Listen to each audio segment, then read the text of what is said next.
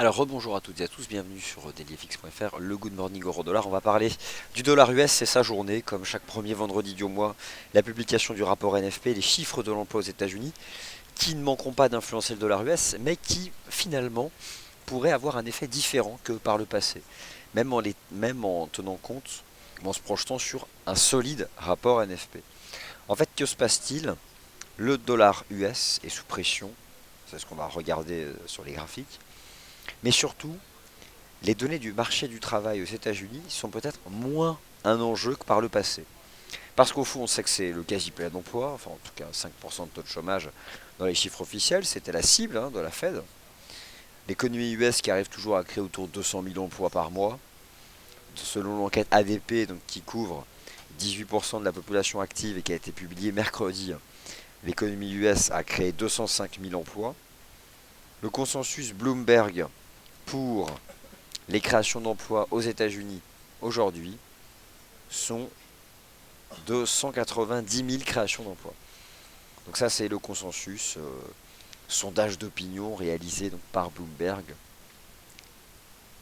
parmi tous les intervenants qui utilisent le logiciel Bloomberg justement. Donc en l'état, ça c'est la totalité du rapport NFP. Il y a plein de statistiques. On s'intéresse notamment au taux de participation. Parce que par exemple, un taux de chômage qui baisse, mais un taux de participation qui baisse, forcément ça aide. Donc ça peut aussi, et on sait que ce recul du taux de participation explique en grande partie le taux de chômage. Alors le taux de chômage, c'est la population, le pourcentage de la population active qui recherche un emploi. La population active, c'est la population qui est soit occupée, soit à la recherche d'un emploi. Le taux de participation, c'est ce que représente la population active sur la population totale. Donc en l'état, vous avez presque là 38% des Américains qui ne sont ni à la recherche d'un emploi, ni occupés. Alors forcément, on peut être retraité aussi. Mais il y en a tout simplement qui ont abandonné, qui ne cherchent plus, qui se sont mis à côté. Bref, le dollar américain a baissé ces dernières séances. Il a notamment neutralisé le signal d'achat qui avait été donné mi-janvier en dépassant les sommets l'année 2015. Et en l'état, c'est presque un contre-pied baissier dans lequel nous sommes rentrés.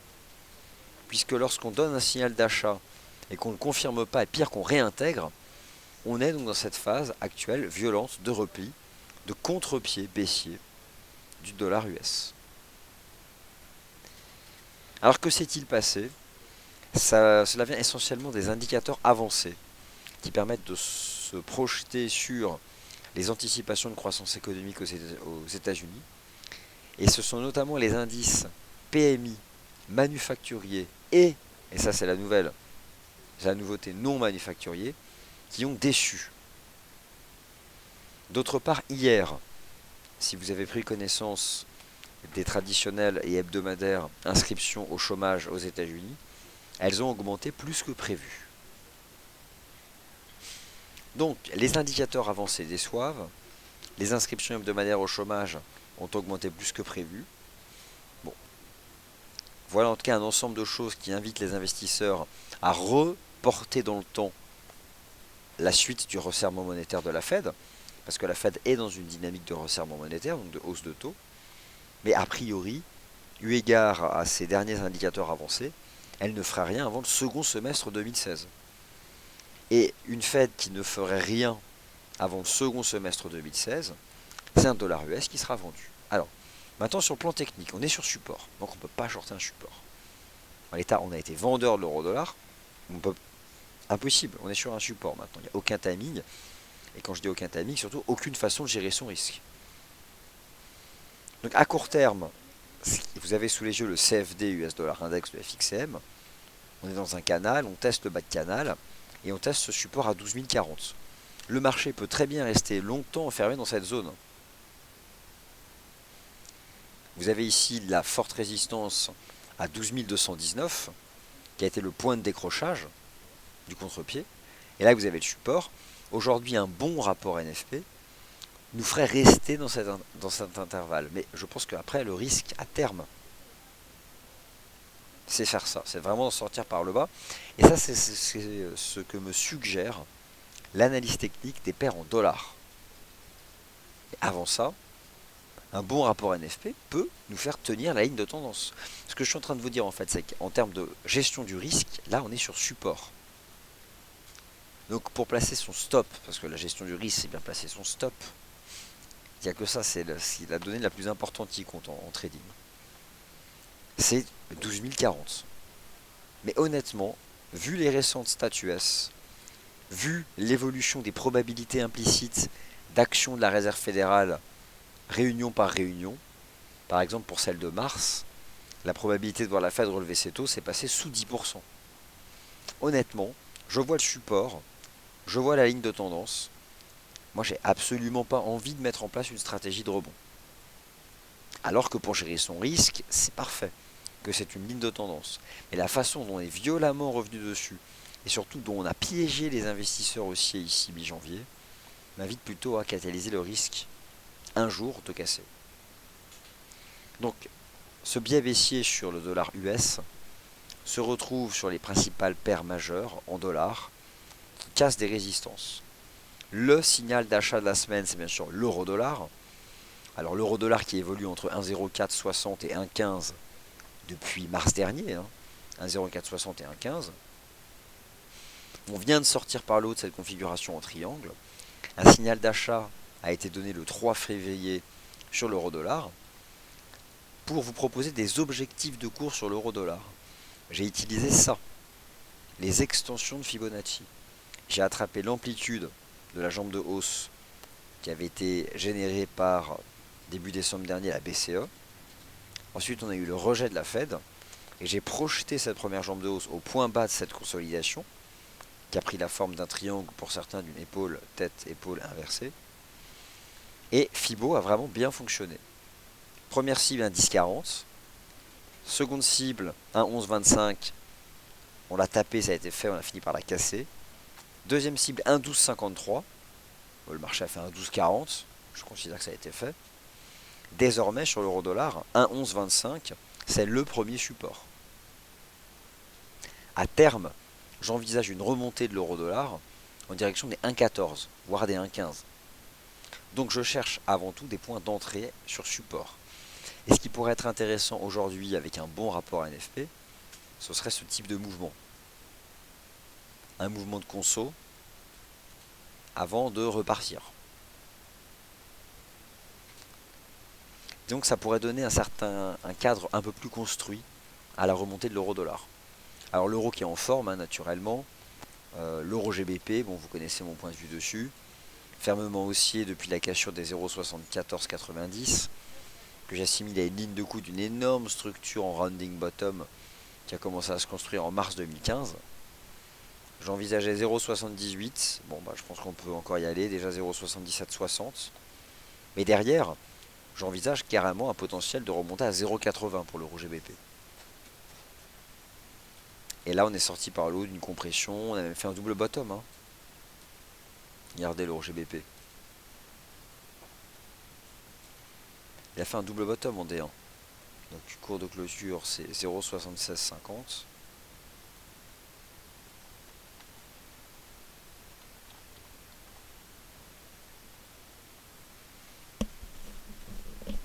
Voilà, c'est le premier support.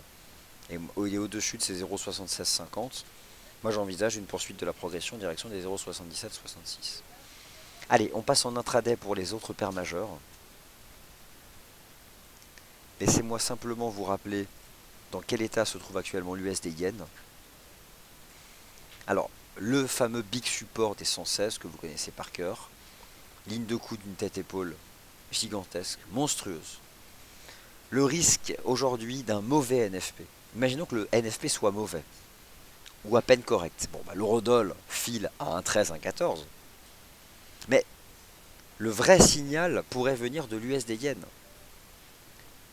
Si les 116 devaient céder du fait de l'USD, donc non pas du renforcement du Yen, mais d'un dollar US tellement sous pression que le taux de change USD Yen brise le niveau des 116, prenez la tête au point bas des épaules, on projette, En 2016, le scénario de l'USD Yen, c'est carrément, en cassure des 116, de revenir à 107 yens. Mais pour l'instant, le niveau n'est pas brisé. J'anticipe, regardez en weekly. Ce soir, on a le chandelier weekly. Alors, si là, je devais bloquer le chandelier weekly, regardez ça, un énorme avalement baissier. Autant vous dire que si là, on avait la clôture du FX maintenant, et donc à notre disposition les bougies japonaises hebdomadaires, après un tel maraboutou baissier, avalement, tout ce que vous voulez, on explosait le support à 116. Et on retombait rapidement à 112, 50 et 110. Donc je pense que le vrai enjeu de cette séance du 5 février sur le marché des changes, c'est pas réellement les paires en euros ni l'euro dollar, on sait qu'elles ont du potentiel aussi. Non, c'est vraiment l'USD yen. Va-t-il casser 116 ou le tenir encore une fois? Voilà pour les graphiques journaliers. On bascule en intraday.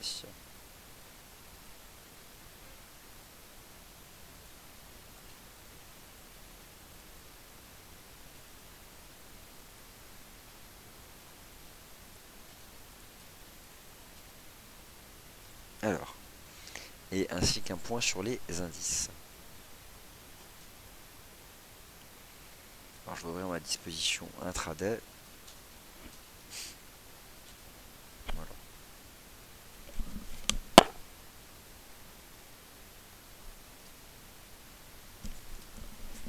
Alors simplement le temps que ça charge. Ah bah regardez tout à l'heure le DAX dans le rendez-vous des scalpers. Je vous avais expliqué qu'il n'y avait qu'un seul point de vente évident, c'était 9424. Regardez comme les 9424 ont été vendus, donc c'est bluffant.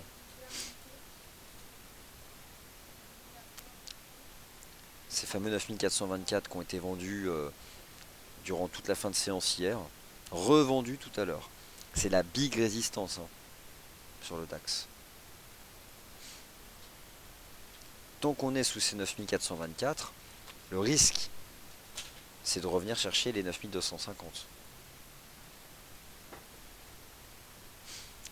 Bon, et là, regardez, on fait des toupies, des micro-chandeliers dans un range entre 9335 et 9424. Le risque pour moi, c'est vraiment de sortir par le bas de ce petit range sur le GR30. Bon, le FX. L'euro dollar en H4. On quitte cette ligne de tendance, on fait des toupies, regardez. Alors l'idée maintenant, c'est, je ne sais pas quelles sont vos positions trading. Êtes-vous à l'achat depuis 2 jours? Ou cherchez-vous à acheter? Le problème de ne pas être à l'achat, c'est bien sûr la gestion du risque. Et j'ai envie de dire que si vous vous intéressez à acheter l'euro-dollar pour viser un 14, souhaitez un bon NFP. Pour quelle raison?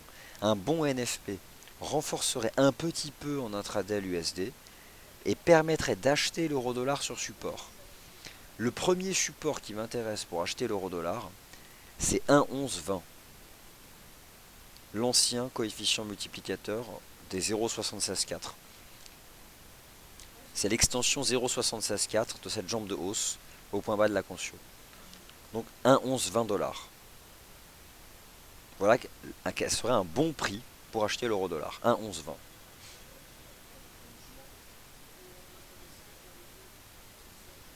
Alors le NFP, c'est 14h30, la publication du rapport NFP. Alors je serai avec vous en live à 14h15. Et en effet, vous êtes déjà quelques-uns à avoir voté. Mais vous savez donc qu'on organise, comme chaque finalement mois, un concours NFP sur le forum. Il vous suffit juste de donner votre anticipation. Et à la clé, une journée d'immersion, entre autres. Donc, par exemple, moi j'envisage 175 000 créations d'emplois. Pardonnez-moi. J'envisage moi quelque chose d'assez décevant. On voit que Brown Teddy a voté aussi. Bon, un certain nombre de personnes qui ont voté. Je vous donne le lien vers le concours NFP. Adepte ou pas du forum. L'idée c'est juste d'aller donner son... Nous ça nous permet derrière de faire des consensus. Si on a suffisamment de votes, on peut en tirer une moyenne et une médiane.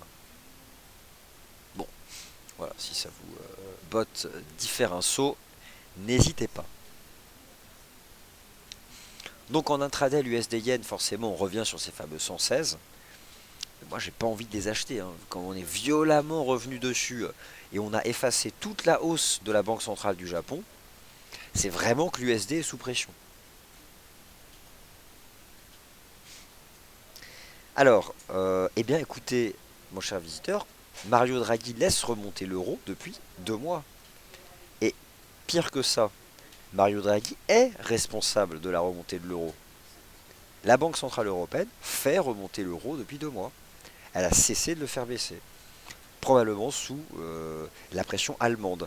Il faut bien avoir conscience qu'à la BCE, il y a des énormes dissensions entre l'Allemagne et le reste du monde. L'Allemagne, on va dire que s'est couchée ces derniers mois en acceptant le QE, des baisses de taux, etc. Là, l'Allemagne ne se couche plus. Et l'Allemagne veut faire remonter l'euro.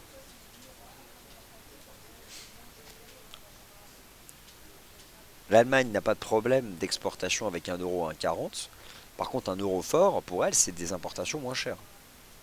Donc, Mario Draghi, bien sûr, la BCE a un niveau de tolérance et je pense que c'est 1,15. Donc vous avez raison, je pense que la BCE ne laissera pas l'euro dépasser 1,15. Mais remonter à 1,15 lors des prochaines semaines, avant début mars, c'est tout à fait envisageable.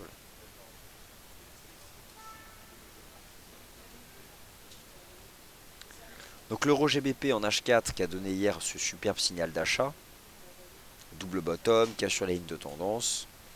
On a donc un premier support maintenant à 0,76 50. Premier support 0,76 50.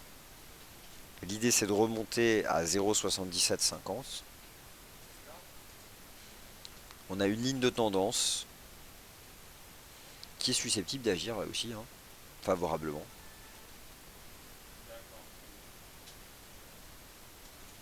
Alors la livre sterling, c'est justement parce qu'elle est sous pression que de toutes les paires en dollars, la seule qui ne m'intéresse pas à l'achat, c'est le GBP USD.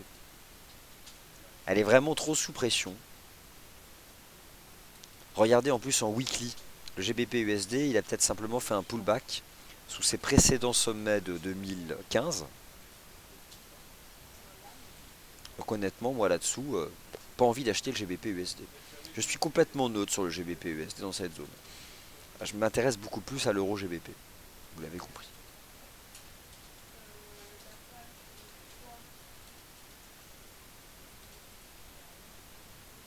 Alors Stéphane, dans le cas d'un mauvais NFP, quel est votre objectif sur l'euro-dollar? Alors, déjà un mauvais NFP, il s'agirait soit d'un chiffre à peine conforme aux attentes, ou en deçà.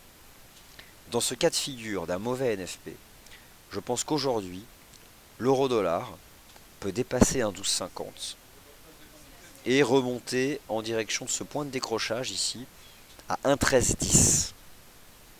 Donc en cas de mauvais NFP, 1,13, 1,1310. Mais dans l'immédiat, le dollar US serait vraiment sous pression, l'euro-dollar prendrait 100 pips. 1,13, 1,1310. Mais ça, c'est vraiment un mauvais NFP. C'est le point de décrochage ici, hein, du 22 octobre dernier. Qui avait été d'ailleurs lié à la Banque Centrale Européenne déjà. Alors l'USD CAD. Alors l'USD CAD, vous connaissez donc mon point de vue, hein, si vous suivez mes émissions régulièrement. Je suis baissier depuis 2 semaines dessus. En données hebdomadaires, depuis la création sur l'USD CAD d'un bearish engulfing, alors que sur le CAD j'avais un bullish engulfing avalement haussier. Et surtout depuis cette amorce d'une phase de stabilisation sur le prix du pétrole. Et je vous rappelle que encore ce week-end, il y a une réunion entre le ministre vénézuélien du pétrole et le ministre saoudien du pétrole, et que l'Iran se dit prête à une réunion pour réduire la production. Bref, l'USD CAD, le CAD se renforce, l'USD est sous pression. Moi, l'USD CAD, je ne m'intéresse pas à des achats avant 1,3456. Donc, je reste baissier jusqu'à 1,3456. Et à court terme, je reste baissier sous la toute première résistance à 1,3813. Et d'ailleurs, j'estime que ces 1,3813 sont un bon point de short sur l'USD CAD.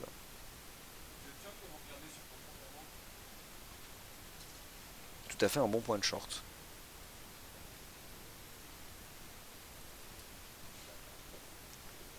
On a un beau canal de baisse. Bon, je pense qu'on va rester dans ces eaux-là et se replier d'ici mi-février en direction des 1,3456, 1,35.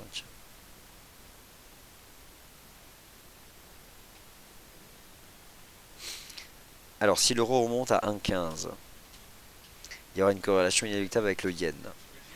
Alors, en cas de mauvais NFP, mon cher Cyril, en effet, l'eurodoll montera à 1,13, 1,1310, et l'USD yen pourrait briser les 116. Et ce qui serait en plus ce soir, c'est la clôture weekly. Donc on aurait un signal de vente hebdomadaire. Mais on n'en est pas là. Qui peut donner à l'avance l'état du NFP? Mais il faudrait vraiment un excellent NFP pour faire remonter le dollar US.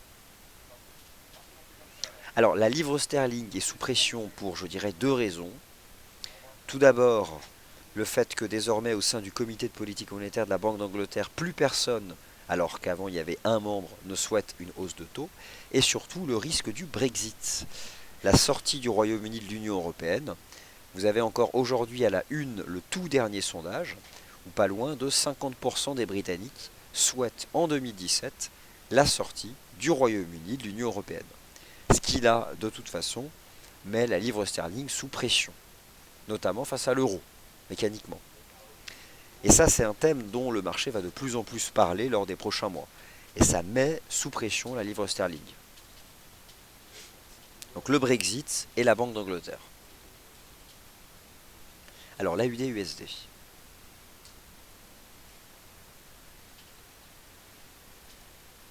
Alors y a-t-il encore quelque chose à tirer de l'AUD-USD? J'estime que moins que par le passé. On avait donc une épaule tête-épaule inversée, on est d'accord. On a eu un superbe pullback le 3 février, c'était donc mercredi, suivi d'un avalement aussi puissant. L'idée c'était de revenir chercher cette ligne de tendance. Peut-on encore aller la chercher? Écoutez, je pense que oui.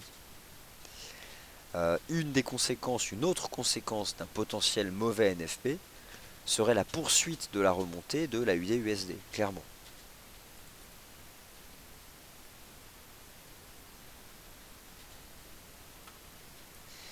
On a un premier support 0,71, 0,7, 0,71,50. On voit que le marché quand même tient la base supérieure de l'avalement. Donc je dirais qu'on a un premier support qui se trouve à 0,71,50, au-dessus duquel, moi je conserve plutôt le biais positif. Après, dans l'idéal, bon, la zone de support c'est 0,7110, 0,7150. Mais oui, moi j'ai quand même le sentiment qu'on peut encore remonter, chercher un peu plus haut. Parce que cet avalement là n'a pas produit tous ses effets, hein. Si je le travaille avec Fibonacci, ouais, donc clairement, je vais afficher au moins le 50% pour voir ce que ça donne. Ouais, non, honnêtement, je pense vraiment que la UD-USD peut encore remonter davantage. Et aller chercher 0,7280.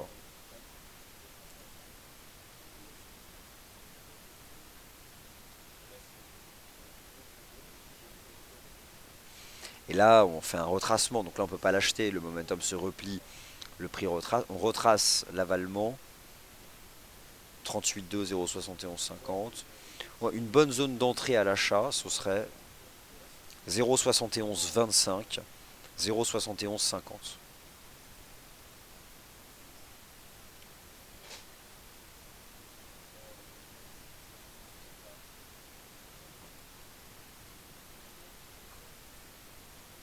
Ou le DAX. Alors là, franchement, je suis bluffé de la perfection du point de vente à 9424. Le haut du range. Alors tout a commencé sur le DAX par cette couverture en nuage noir. Faux signal ici, couverture en nuage noir. C'est cette configuration en deux bougies H1. Suivi de ce range, vente, vente, vente à l'instant. Là, on casse par le bas le range. Donc en l'état, oui, là, le DAX va se replier à 9300. Donc je fixerai cette target à 9300 sur le DAX.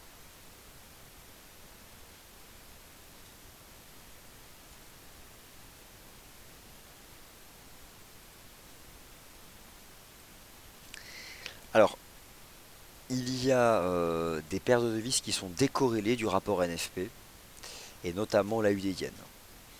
Il n'y aura pas d'impact du rapport NFP sur l'AUD Yen, ou très peu. Et je n'ai pas d'opinion à vous proposer là sur le taux de change AUD Yen pour le court terme. Alors de toute façon on sera ensemble en direct pour suivre le rapport NFP et en fonction du contenu du rapport, moi j'essaierai de vous orienter vers les meilleures stratégies à ce moment-là. Merci à toutes et à tous d'avoir été attentifs, d'avoir posé des questions. Vous retrouvez donc Yoav à 10h30 pour un tour d'horizon complet des matières premières. Et vous retrouverez Sylvain, si tout va bien, dans le morning meeting de 11h. Merci à tous et à tout à l'heure.